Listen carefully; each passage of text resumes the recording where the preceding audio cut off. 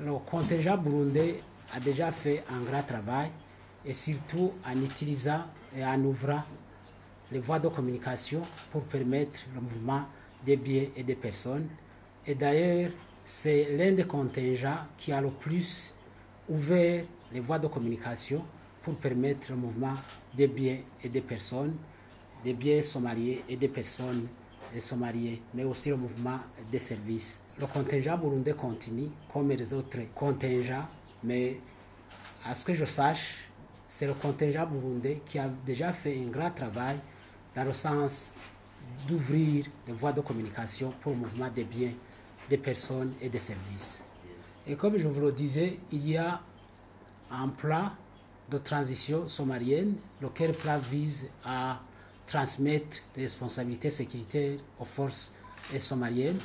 C'est ce plan qui est en train d'être mis en œuvre à travers un concept d'opération.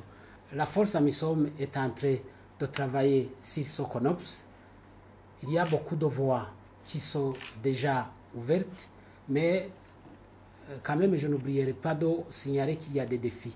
Il y a des défis, comme vous le savez, la Somalie, il y a quelques années, était en état failli avant l'intervention de la mission de l'Union africaine dans son pays.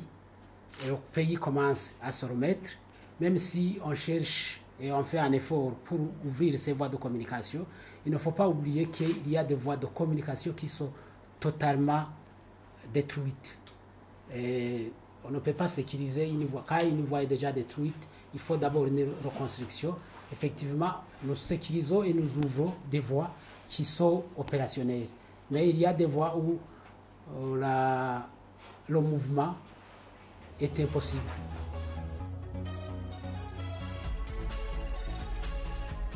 Effectivement, comme je vous le disais, la Somalie est un pays qui commence à renaître, qui renaît de nouveau, qui, il y a des années, était en état failli.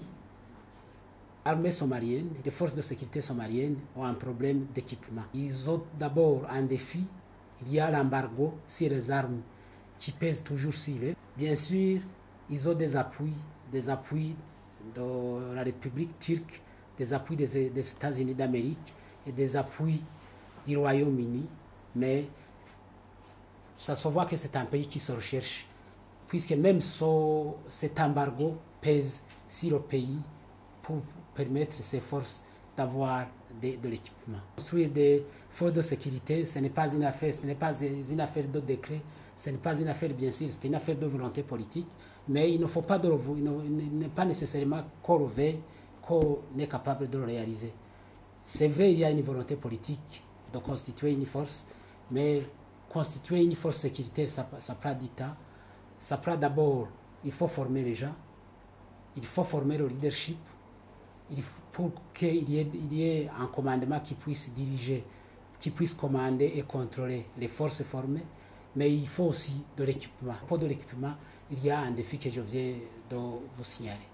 C'est une force qui se recherche, il y a encore beaucoup de défis et il doit être aidé dans ce sens.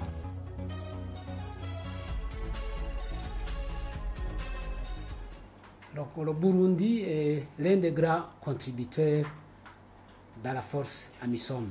Nous sommes là il y a plus de 10 ans et nous avons été le deuxième contingent à suivre le contingent ougandais. On est là depuis très longtemps avec une force très considérable. On a fait beaucoup de sacrifices. Nous faisons partie, et moi en premier lieu, je suis le chef d'état-major de l'AMISOM, de la force AMISOM, et je crois que c'est normal qu'on occupe cette position. Et ce n'est pas pour la première fois que le Burundi a une position stratégique au niveau de l'AMISOM. Nous avons commandé, nous avons eu un poste de commandement de l'AMISOM, nous avons eu 2-3 fois le poste d'adjoint logistique et personnel au niveau de l'AMISOM. Et c'est d'ailleurs la deuxième fois que l'on a son poste de chef d'état-major de l'AMISOM. Et c'est normal que l'on fasse partie de l'organe de décision de l'AMISOM, vu notre participation au niveau de l'AMISOM. Et je vous le dis.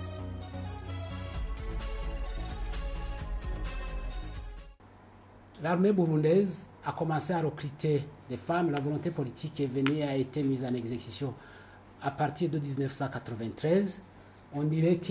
Je dirais que d'abord, la participation des femmes dans l'effort de défense nationale du Burundi est très jeune.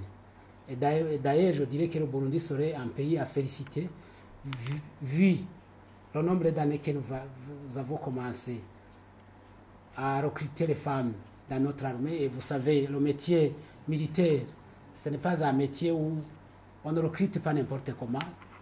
Il y a des conditions qui sont requises, les conditions physiques, les conditions intellectuelles, mais aussi, il ne faut pas l'oublier, l'armée, c'est une vocation.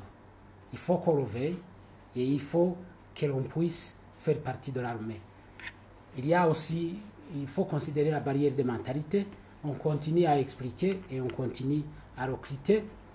Pour le moment, nous avons une seule femme qui est lieutenant-colonel. Et dans les autres armées, par exemple, les armées éthiopiennes, les armées kenyanes, les armées ougandaises, sont déjà au niveau des généraux-majors, mais même au-dessus.